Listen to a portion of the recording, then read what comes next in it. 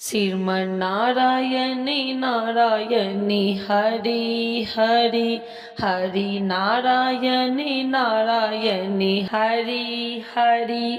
आज सुनेंगे माघी पूर्णिमा के दिन श्री सत्यनारायण भगवान की कथा एवं आरती। तो एक बार बोलिए प्रेम से विष्णु भगवान की जय, लक्ष्मी माता की जय। यह कथा सुनने से दुख शोक आदि को दूर करने वाला है, धन्य धान्य को बढ़ाने वाला, सौभाग्य तथा संतान को देने वाला है।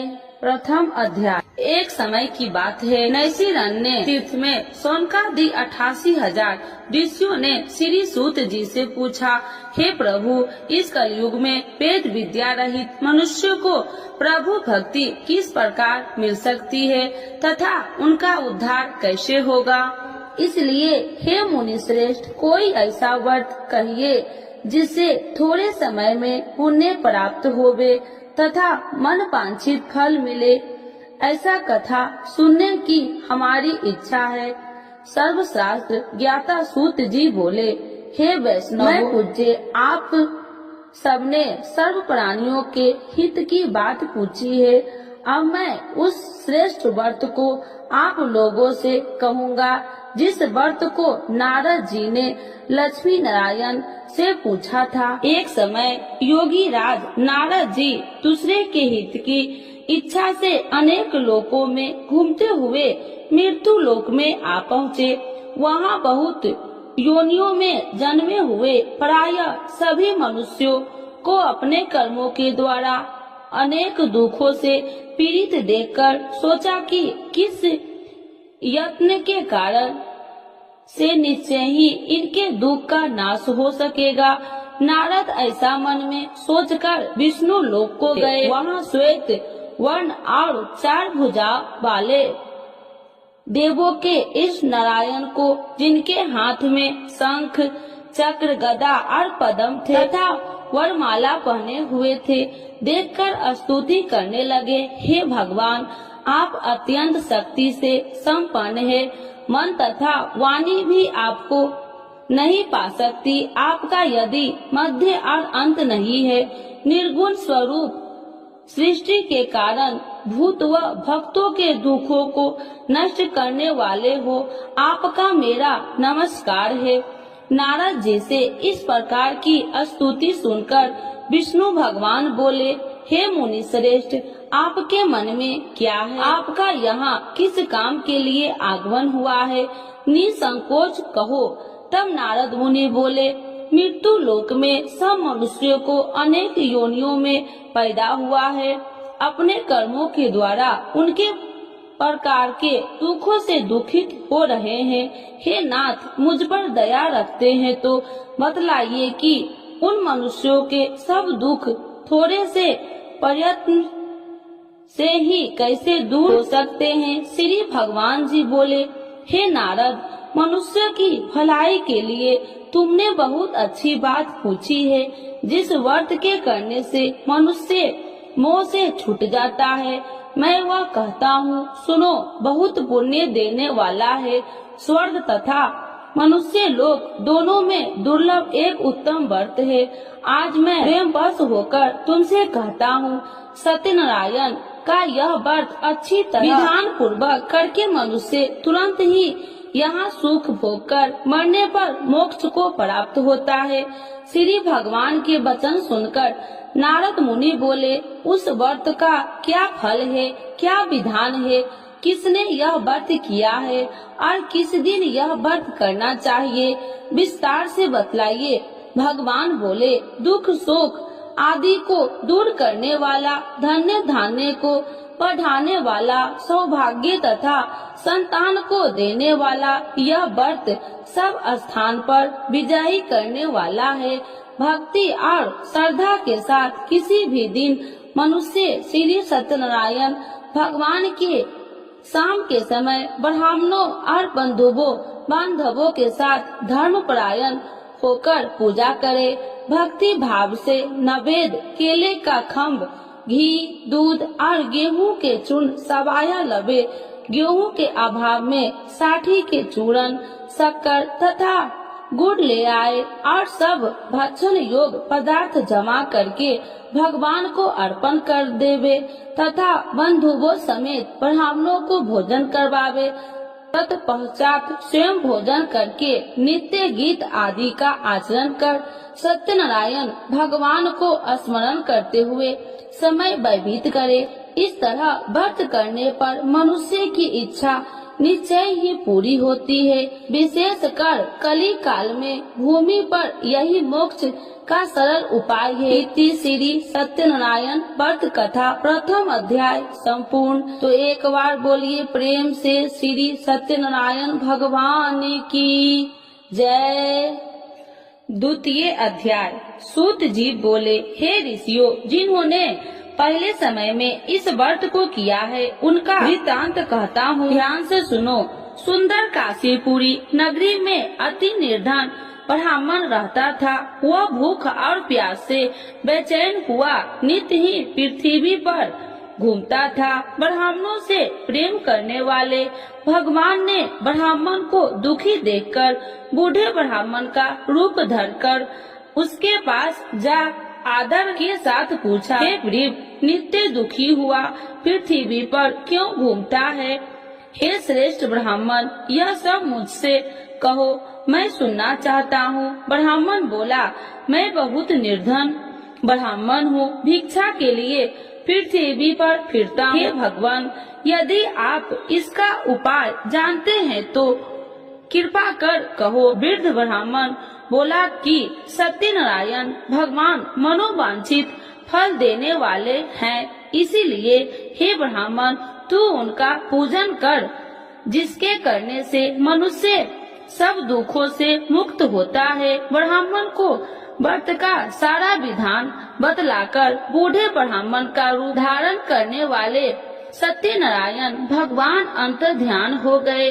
जिस व्रत को वृद्ध ब्राह्मण ने बतलाया, मैं उसको अभ्यास करूंगा। यह निश्चय करने पर उस ब्राह्मण को भी नींद न आई। वह सवेरे के लिए चला। उस दिन उसको भिक्षा में बहुत सा धन मिला, जिससे बंधु बांधवों के साथ उसने सत्यनारायण का व्रत किया।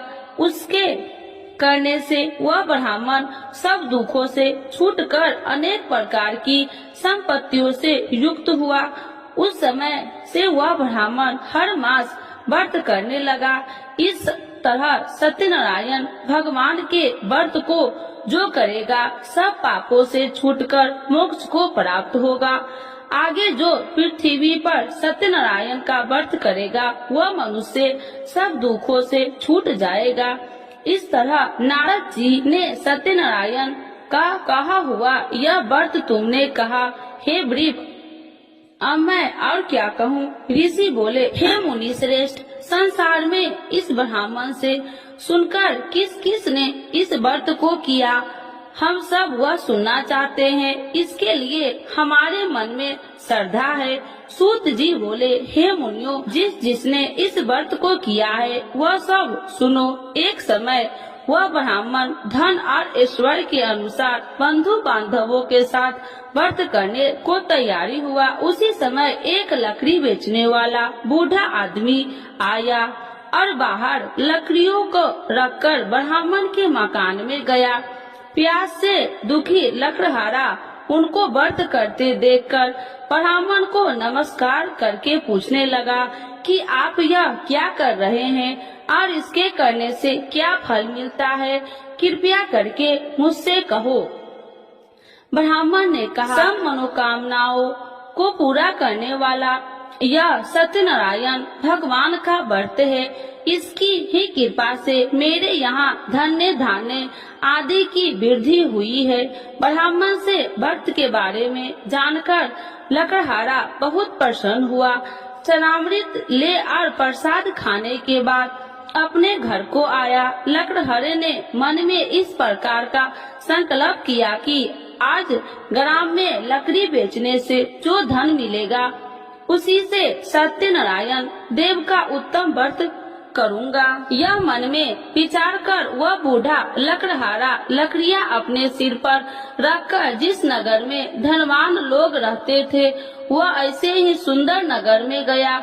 उस दिन वहाँ पर बूढ़े को उन लकड़ियों का दाम पहले दिनों से 100 गुना मिला। तब वह बूढ़ा लकड़हारा दाम ले और अति प्रसन्न होकर पक्के केले की फली, शक्कर, घी, दूध, दही और गेहूं का चूर्ण इत्यादि सत्यनारायण भगवान के व्रत को कुल सामग्रियों को लेकर अपने घर गया। फिर उसने अपने भाइयों को बुलाकर विधि के साथ भगवान का पूजन और व्रत किया। उस व्रत के प्रभाव से बूढ़ा लकड़हारा धन धान्य आदि से युक्त हुआ और संसार के समस्त सुख भोगकर वैकुंठ को चल गया। इति श्री सत्यनारायण व्रत कथा 2य अध्याय संपूर्ण। तो एक बार बोलिए प्रेम से श्री सत्यनारायण भगवान की जय। 3य अध्याय। श्री सूत जी बोले, हे श्रेष्ठ मुनियों, अब मैं आगे की एक कथा कहता हूँ। प्राचीन काल में उल्का मुख नाम का एक महान ज्ञानी राजा था। वह जितेंद्रिय और सत्यव्रता था। प्रतिदिन मंदिरों में जाता तथा गरीबों को धन देकर उनके दुख दूर करता था। उसकी पत्नी कमल के समान सुंदर मुख वाली और सती साध्वी थी। एक दिन भद्रशिला नदी के तट पर वे दोनों विधि विधान से सहित श्री सत्यनारायण भगवान का व्रत कर रहे थे। उस समय वहाँ साधु नामक एक वैश्य आया। उसके पास व्यापार के लिए बहुत सा धन था। वह वैश्य नाम को नदी के किनारे पर ठहराकर राजा के पास आया। राजा को व्रत करते हुए देखकर उसने विनय पूर्वक पूछा, हे राजन, यह आप क्या कर रहे हैं? मेरी सुनने की इच्छा है, कृपया आप यह मुझे भी समझाइए। महाराज उल्का मुख ने कहा, हे साधु वैश्य, मैं अपने बंधु बांधवों के साथ पुत्र की प्राप्ति के लिए श्री सत्यनारायण भगवान का व्रत व पूजन कर रहा हूँ। राजा के वचन सुनकर साधु नामक वैश्य ने आदर से कहा, हे राजन, मुझे भी इसका संपूर्ण विधि विधान बतलाइए। मैं भी आपके कहे अनुसार इस व्रत को करूँगा। मेरी भी कोई संतान नहीं है। मुझे विश्वास है कि इस उत्तम व्रत को करने से अवश्य ही मुझे भी संतान होगी। राजा से व्रत के सब विधान सुन व्यापार से नियुक्त हो वह वैसे सुख पूर्वक अपने घर आया। उसने अपनी पत्नी को संतान देने वाले उस व्रत के विषय में सुनाया और प्रण किया कि जब मेरे संतान होगी तब मैं इस व्रत को करूँगा। वैसे ने यह वचन अपनी पत्नी लीलावती से भी कहे। एक दिन उसकी पत्नी लीलावती श्री सत्यनारायण भगवान की कृपा से गर्भवती हो गई। 10वें महीने में उसने एक अति सुंदर कन्या को जन्म दिया। दिनों दिन वह कन्या इस तरह बढ़ने लगी जैसे शुक्ल पक्ष का चंद्रमा बढ़ता है। कन्या का नाम उन्होंने कलावती रखा। तब लीलावती ने मीठे शब्द में अपने पति को याद दिलाया कि आपने जो भगवान का व्रत करने का संकल्प किया था अब आप उसे पूरा कीजिए। साधु वैश्य ने कहा, हे प्रिय, मैं कलावती के विवाह पर इस व्रत को करूँगा। इस प्रकार अपनी पत्नी को विश्वास दे वह व्यापार करने विदेश चला गया। कलावती पितृगृह में वृद्धि को प्राप्त हो गई।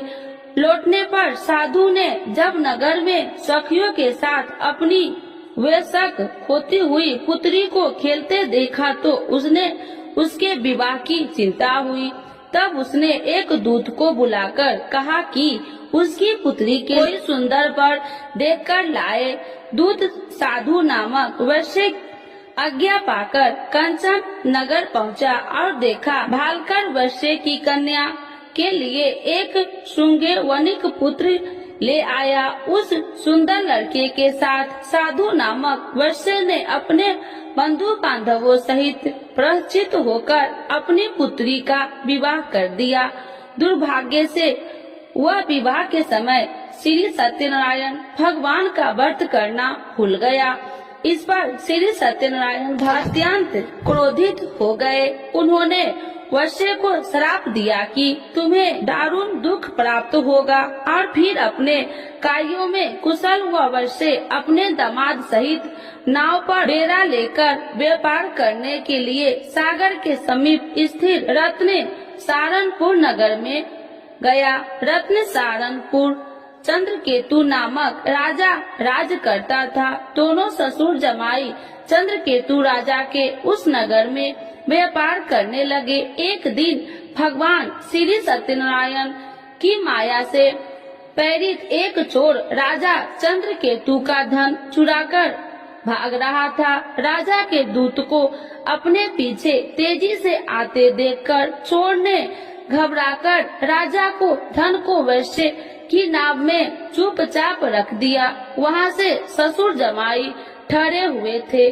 और भाग गया। जब दूत ने उस वैश्य के पास राजा के धन को रखा देखा तो उन्होंने उस ससुर दामाद को ही चोर समझा। वे उन ससुर दामाद को दोनों को बांधकर ले गए और राजा के समीप जाकर बोले, आपका धन चुराने वाला ये दोनों चोर हम पकड़कर लाए हैं, देखकर आज्ञा दे। तब राजा ने बिना उस वैश्य की बात सुने उन्हें कारागार में डालने की आज्ञा दे दी। इस प्रकार राजा की आज्ञा से उनको कारावास में डाला दिया गया तथा उनका सारा धन भी छीन लिया गया। श्री सत्यनारायण भगवान के श्राप के कारण उस वैश्य की पत्नी लीलावती व पुत्री कलावती भी घर पर बहुत दुखी हुई। उनका सारा धन चोर चुरा कर ले गए। मानसिक व शारीरिक पीड़ा तथा भूख प्यास से अति दुखी हो भोजन की आस में कलावती एक ब्राह्मण के घर गई। उसने ब्राह्मण को श्री सत्यनारायण भगवान का व्रत विधि पूर्वक करते देखा। उसने कथा सुनी और श्रद्धा पूर्वक प्रसाद ग्रहण कर रात को घर आई। माता ने कलावती से पूछा, हे पुत्री, तू अब तक कहाँ रही? मैं तेरे लिए बहुत चिंतित थी। माता के शब्द सुन कलावती बोली, हे माता, मैंने एक ब्राह्मण के घर श्री सत्यनारायण भगवान का व्रत होते देखा और मेरी भी उस उत्तम व्रत को करने की इच्छा है। माता ने कन्या के वचन सुनकर श्री सत्यनारायण भगवान के पूजन की तैयारी की। उसने बंधुओं सहित श्री सत्यनारायण भगवान का पूजन व व्रत किया और वर मांगा कि मेरे पति और दामाद शीघ्र ही घर लौट आए।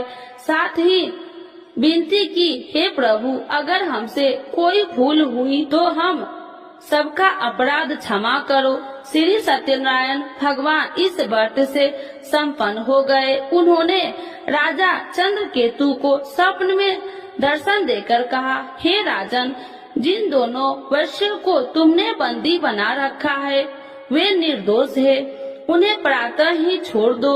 उनका सब धन जो तुमने अतिग्रहित किया है लौटा दो, अन्यथा मैं तुम्हारा राज्य, धन, पुत्र आदि सब नष्ट कर दूंगा। राजा से ऐसे वचन सुनकर भगवान अंतर ध्यान हो गए और फिर प्रातः काल राजा चंद्रकेतु के दरबार में सबको अपना स्वप्न सुनाया और सैनिक को आज्ञा दी कि दोनों वैश्य को कैद से मुक्त कर दरबार में ले आओ। दोनों ने आते ही राजा को प्रणाम किया। राजा ने कोमल वचनों से कहा, हे महामुने भावो, तुम्हें अज्ञानतावश ऐसा कठिन दुख प्राप्त हुआ है।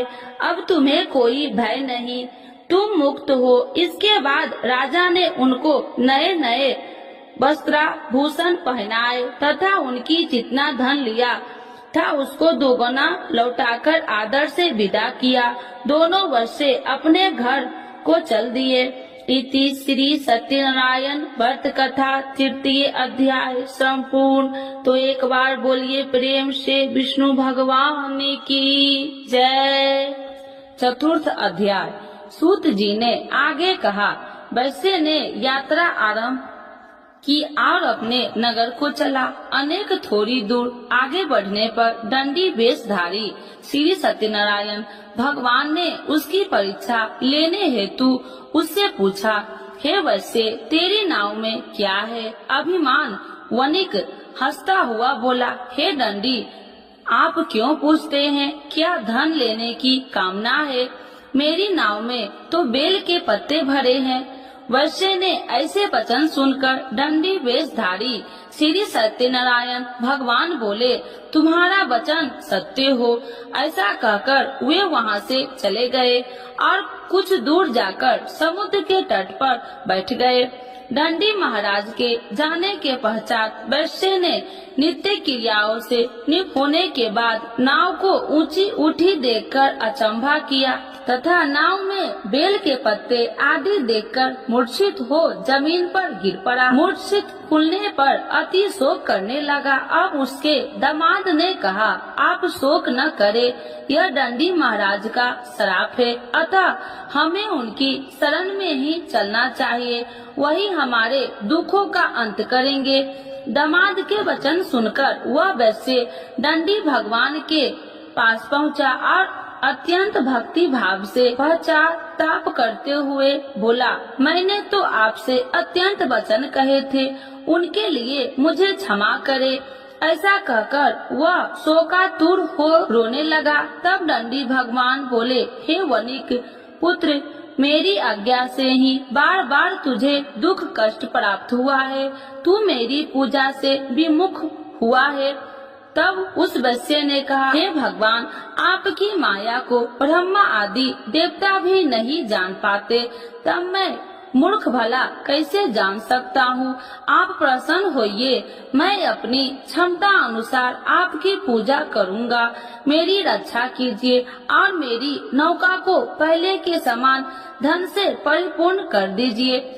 उसके भक्ति से परिपूर्ण वचन सुनकर श्री सत्यनारायण भगवान प्रसन्न हो गए और उसकी इच्छा अनुसार वर देकर अंतर ध्यान हो गए।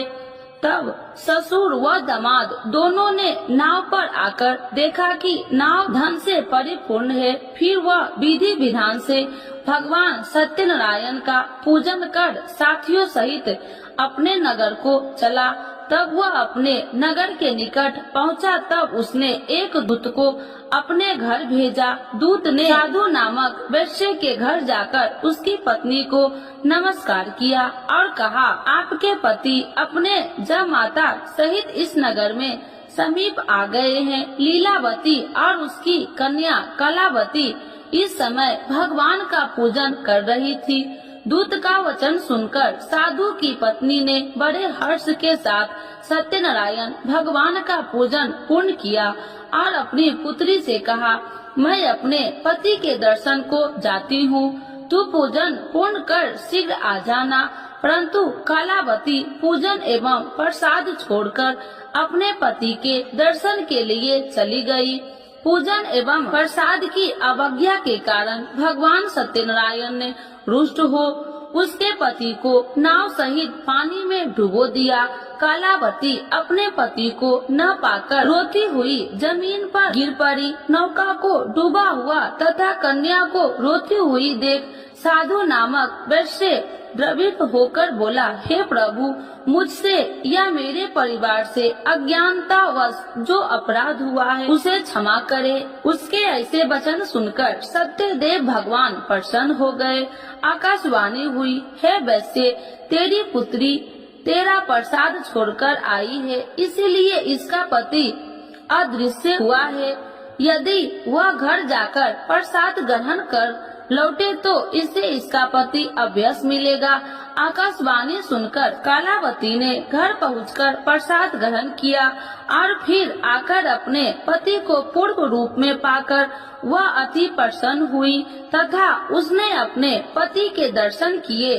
तत्पश्चात साधु वैश्य ने वही बंधु बांधवों सहित सत्य देव का विधि पूर्वक पूजन किया। वह इस लोक के सभी प्रकार के सुख भोग कर अंत में मोक्ष को प्राप्त हुआ। इति श्री सत्यनारायण व्रत कथा चतुर्थ अध्याय संपूर्ण। एक बार बोलिए प्रेम से श्री सत्यनारायण भगवान की जय। पंचम अध्याय। श्री सूत जी बोले, हे ऋषिगण, मैं एक और कथा कहता हूँ, आप सभी ध्यान से सुनो। सदा प्रजा के लिए चिंतित तुंगध्वज नाम का एक राजा था। उसने भगवान सत्यनारायण का प्रसाद त्याग कर बहुत कष्ट पाया। एक समय राजा वन में अन्य पशुओं को मारकर बर के वृक्ष के नीचे आया। वहाँ उसने ग्वालों को भक्ति भाव से बंधु बांधवों सहित श्री सत्यनारायण जी की पूजन करते देखा, परंतु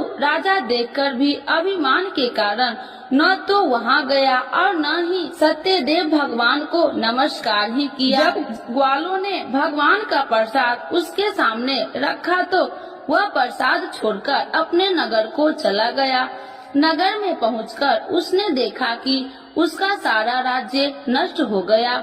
वह समझ गया कि यह सब भगवान सत्यदेव ने रुष्ट होकर किया है। तब वह वन में वापस आया और ग्वालों के समीप जाकर विधि पूर्वक पूजन कर प्रसाद ग्रहण किया तो सत्यनारायण की कृपा से सब कुछ पहले जैसा ही हो गया और लंबे समय तक सुख भोग कर मरणोपरांत वह मोक्ष को प्राप्त हुआ। जो मनुष्य इस श्रेष्ठ दुर्लभ व्रत को करेगा, श्री सत्यनारायण भगवान की कृपा से उसे धन्य धान्य की कोई कमी नहीं होगी। निर्धन धनी और बंदी बांधवों से मुक्त होकर निर्भय हो जाता है। संतानहीन को संतान की प्राप्ति होती है तथा सब इच्छाएं पूर्ण कर अंत में वह वैकुंठ धाम को जाता है। अब उनके बारे में भी जानिए जिन्होंने पहले इस व्रत को किया है। अब उनके दूसरे जन्म की कथा भी सुनिए। सतानंद नामक वृद्ध ब्राह्मण ने सुदामा के रूप में जन्म लेकर श्री कृष्ण की भक्ति एवं सेवा कर वैकुंठ प्राप्त किया। उल्का मुख नामक महाराज राजा दशरथ बने और श्री रघुनाथ का पूजन कर मोक्ष को प्राप्त हुए। साधु नाम के वैश्य ने धर्मात्मा व सत्य प्रतिज्ञ राजा मोरध्वज बनकर अपने पुत्र को ओर से चीर कर वैकुंठ धाम प्राप्त किया। महाराज तुंगध्वज और स्वयंभू मनु बने। उन्होंने बहुत से लोगों को भगवान की भक्ति में लीन करवाकर वैकुंठ धाम प्राप्त किया।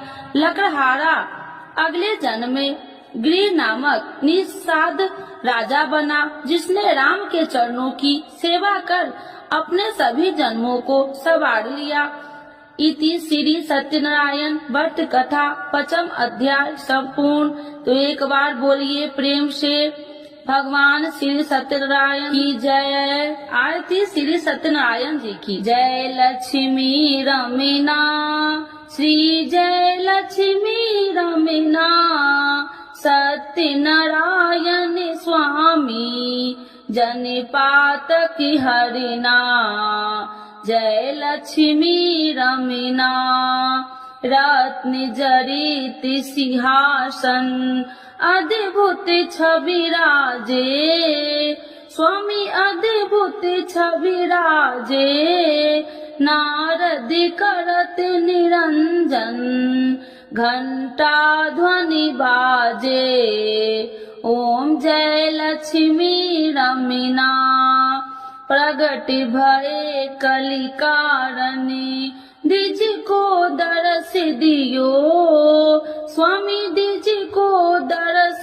दियो बूढ़ो ब्राह्मण बन कर कंचन महल कियो जय लक्ष्मी रमीना दुर्लभ भील कठारो इन पर कृपा करी स्वामी इन पर कृपा करी चंद चूर एक राजा जिनकी विपत्ति हरी जय लक्ष्मी रमीना वैश्य मनोरथ पायो सरदा तज दिन्नी स्वामी सरदा तज दिन्नी सौ फल भोग प्रभु जी फिर स्तुति किन्नी ओम जय लक्ष्मी रमना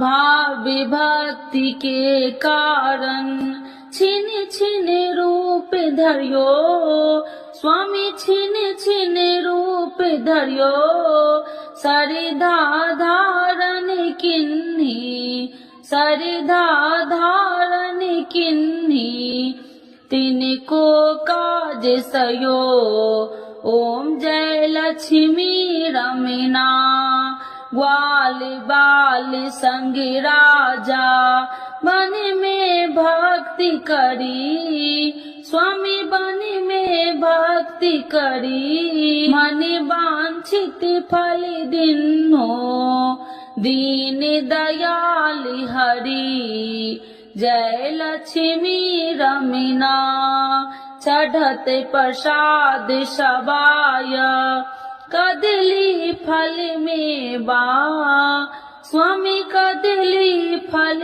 में बा धूप दीप तुलसी से राजी सत्य देवा ओम जय लक्ष्मी रमना श्री सत्यनारायण जी की आरती जो कोई नर गावे स्वामी जो कोई नर गावे कहत शिवानंद स्वामी मन वांछित फल पावे जय लक्ष्मी रमना स्वामी जय लक्ष्मी रमना श्री सत्यनारायण भगवान की जय विष्णु भगवान की जय सर्व देवी देवताओं की जय।